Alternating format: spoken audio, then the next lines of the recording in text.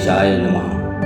वक्रतुंड महाकाय सूर्यकोटि समप्रभ निर्विघ्नं कुरु मे देव सर्वकार्येषु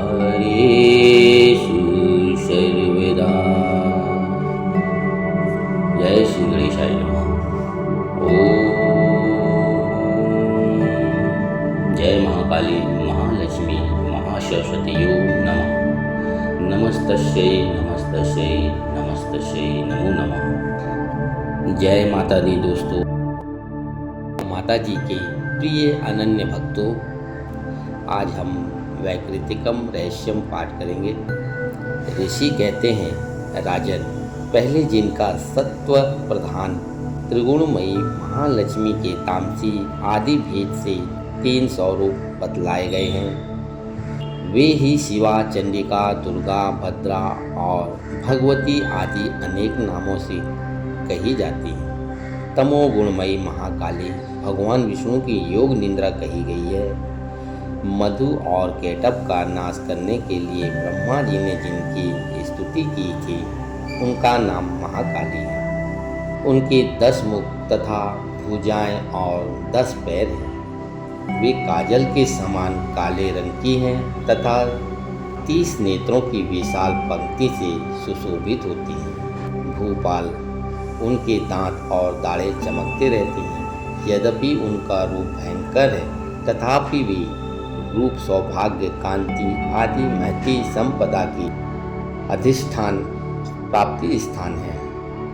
वे अपने हाथों में खड्ग, बाण, गदा, शूल, चक्र, शंख, भुसुंडी आदि जिससे रक्त चूता रहता है ऐसा कटा हुआ मस्तक धारण करती हैं। ये महाकाली भगवान विष्णु की दुस्तर माया है। आराधना करने पर ये चराचर जगत को अपने उपासक के अधीन कर देती हैं। संपूर्ण देवताओं के अंगों से जिनका प्रादुर्भाव हुआ था, वे अनंत कांति से युक्त साक्षात महालक्ष्मी हैं। उन्हें ही त्रिगुणमयी प्राकृति कहते हैं तथा वे ही महिषासुर का मर्दन करने वाली हैं। उनका मुख गोरा, भुजाएं श्याम, स्तन मंडल अत्यंत श्वेत, कटी भाग और चरण लाल है तथा जंगा और पिंडली नीले रंग की हैं। अजय होने के कारण उनको अपने शौर्य का अभिमान है। कटी के अंग का भाग बहुरंगे वस्त्र से आच्छादित होने के कारण अत्यंत सुंदर एवं विचित्र दिखाई देता है। उनकी माला, वस्त्र, आभूषण तथा अंगराग सभी विचित्र हैं। वे कांति रूप और सौभाग्य से सुशोभित हैं। यद्यपि उनकी हजारों भुजाएं हैं, तथापि उनके 18 भुजाओं से युक्त मानकर उनकी पूजा करनी चाहिए। अब उनके दाहिनी ओर से निचले हाथों से लेकर बाईं ओर से हाथों तक में क्रमशः जो अस्त्र हैं उनका वर्णन किया जाता है। अक्षमाला, कमल, बाण, खंड, वज्र, गदा, चक्र, त्रिशूल, परशु, शंख, घंटा, पास, शक्ति, दंड, चर्म, ढाल, धनुष, पानपत्र और कमंडलू, इन आयुधों से उनकी भुजाएं विभूषित होती हैं। वे कमल के आसन पर विराजमान हैं, सर्वदेवी मयी हैं तथा सबकी ईश्वरी हैं। राजन, जो इन महालक्ष्मी देवी का पूजन करता है, वह सब लोगों का, देवताओं का भी स्वामी होता है।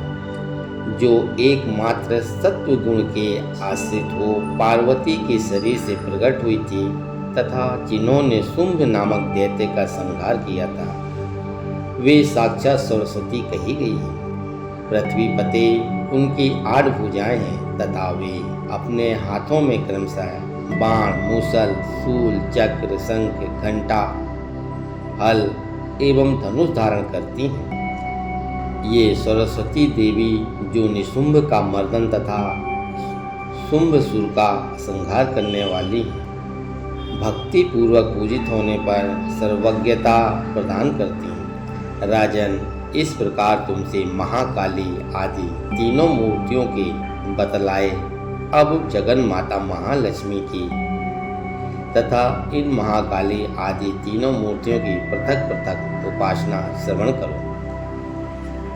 जब महालक्ष्मी की पूजा करनी हो तब उन्हें मध्य में स्थापित करके उनकी दक्षिण और वाम भाग में क्रमशः महाकाली और महासरस्वती का पूजन करना चाहिए और पृष्ठ भाग में तीनों युगल देवताओं की पूजा करनी चाहिए।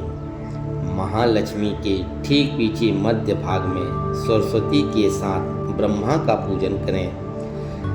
उनके दक्षिण भाग में गौरी के साथ रुद्र की पूजा करें तथा वाम भाग में लक्ष्मी सहित विष्णु जी का पूजन करें।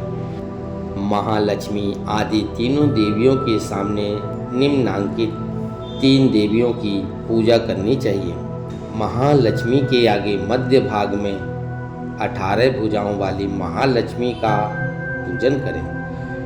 उनके वाम भाग में 10 मुखों वाली महाकाली का तथा दक्षिण भाग में 8 भुजाओं वाली महासरस्वती का पूजन करें। राजन, जब केवल 18 भुजाओं वाली महालक्ष्मी का अथवा 10 मुखी महाकाली का या अष्टभुजी महासरस्वती का पूजन करना हो तब सब अरिष्टों की शांति के लिए उनके दक्षिण भाग में काल की और वाम भाग में मृत्यु की भी भली भांति पूजा करनी चाहिए।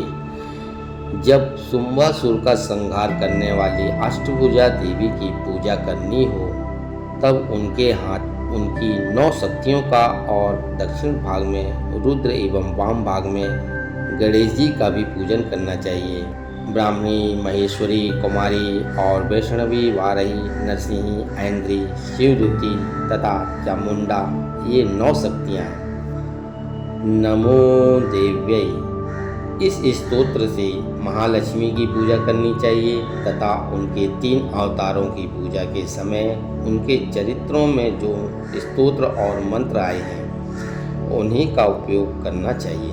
18 भुजाओं वाली महिषासुर मर्दनी महालक्ष्मी ही विशेष रूप से पूजनीय है क्योंकि वे ही महालक्ष्मी, महाकाली तथा महासरस्वती कहलाते हैं। वे ही पुण्य पापों की आदिश्वरी तथा संपूर्ण लोगों की महेश्वरी हैं, जिसने महिषासुर का अंत करने वाली महालक्ष्मी की भक्ति पूर्वक आराधना की है। वही संसार का स्वामी है, अतः जगत को धारण करने वाली भक्त वत्सला भगवती चंडिका की अवश्य पूजा करनी चाहिए।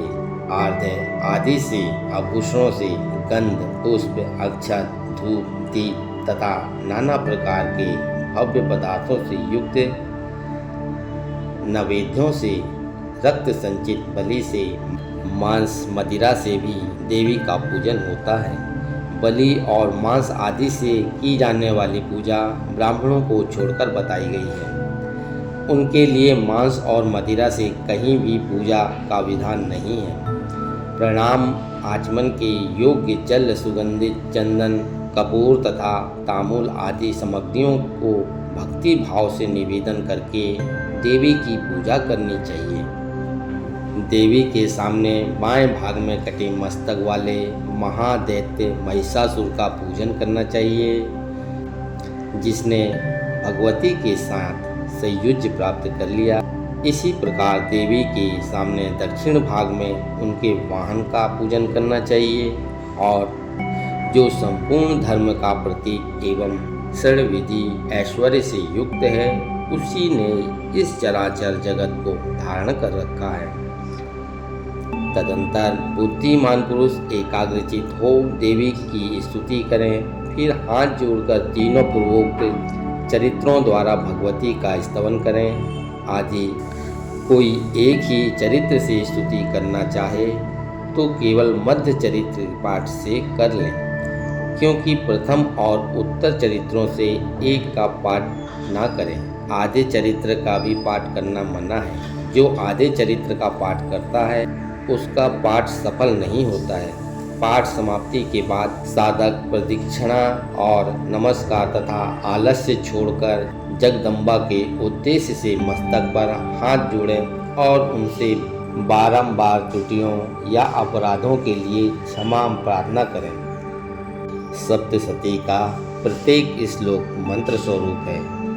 उससे तिल और घृत मिली हुई खीर की आहुति दें अथवा सप्तशती में जो स्तोत्र आए हैं उन्हीं के मंत्रों से चंडिका के लिए पवित्र हविष्य का हवन करें।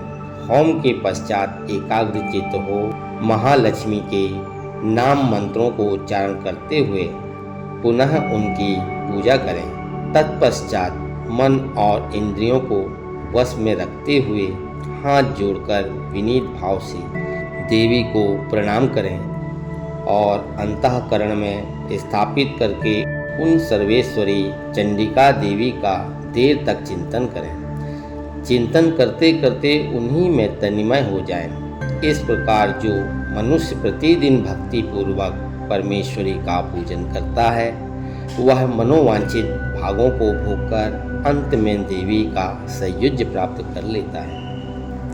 जो भक्त वत्सला चंडी का प्रतिदिन पूजन नहीं करता, भगवती परमेश्वरी उनकी पुण्यों को जलाकर भस्म कर देती है। इसलिए राजन, तुम सर्वलोक महेश्वरी चंडिका का स्तोत्रक विधि से पूजन करो, उससे तुम्हें सुख मिलेगा। तो मेरे प्यारे दोस्तों, माता रानी के प्रिय भक्तों, दुर्गा सप्तशती के दुर्गा के प्राकृतिकम रहस्यम पाठ संपन्न हुआ। दोस्तों, आप पर माता रानी की कृपा बनी रहे। आप लाइक करें, शेयर करें और सब्सक्राइब करें। कमेंट में जय माता दी लिखकर धन्यवाद करें माता रानी का। तो अब हम विदा लेते हैं। कल फिर मिलेंगे एक नई वीडियो के साथ में। तब तक के लिए जय माता रानी, जय महाकाली, जय महालक्ष्मी और जय महासरस्वती।